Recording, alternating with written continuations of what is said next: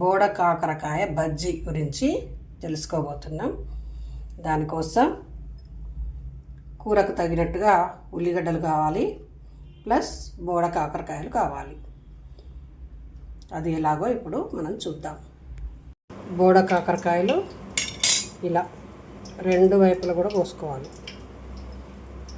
తర్వాత నూనె వేడెక్కినాక బోడ కాకరకాయలు వేసుకోవాలి.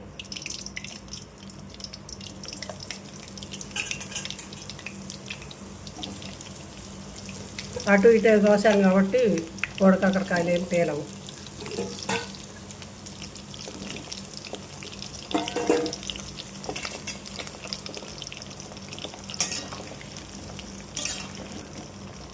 ఇలా బోడ కాకరకాయలు లోపల మెత్తగా కావాలి, ప్లస్ ఉడకాలి, రంగు మారాలి.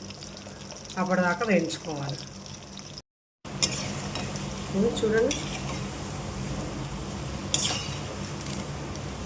ఇలా మధ్య మధ్యన కలబెట్టుకుంటూ ఉండాలి. కలబెట్టుకుంటుంటే మాడిపోకుండా ఉంటాయి. కిందికి పైకి కిందికి రావడం వల్ల కొంచెం ఉడుకుతాయి అన్నట్టు. మంచిగా నూనెలలో ఉడకాలి అంటారు, వేయించాలి అంటారు, కానీ మొత్తానికి ఇలా నూనెలో ఉంచాలన్నమాట.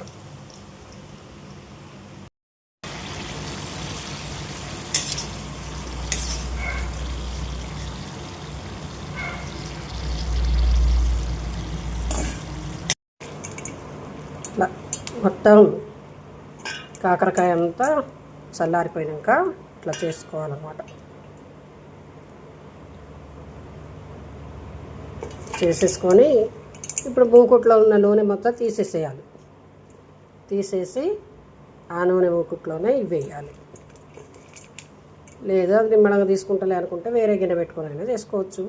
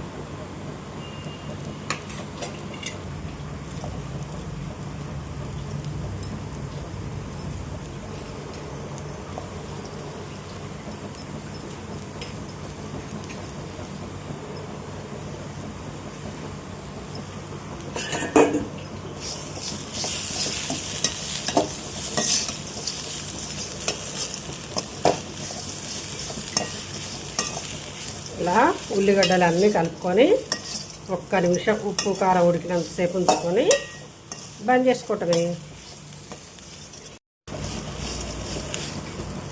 ఇలా ముక్కల్లో ఉల్లిగడ్డ కారం, ఉప్పు కారం వేసిన తర్వాత ఉల్లిగడ్డ వేయాలి. వేసి చక్కగా ఇలా ఉప్పు కారం మంచిగా ఉడికే విధంగా కొద్దిసేపు ఉంచుకోవాలి. ఒక నిమిషం తర్వాత తీసేసి చక్కగా సర్వ్ చేసుకోవటమే. ఎలా ఉందో మీరు చేసి తిన్న తర్వాత కామెంట్ రూపంలో పెట్టండి. Please like, share and subscribe my channel. Thank you for watching. మంచి టేస్టీ కాకరకాయ బజ్జీ రెడీ.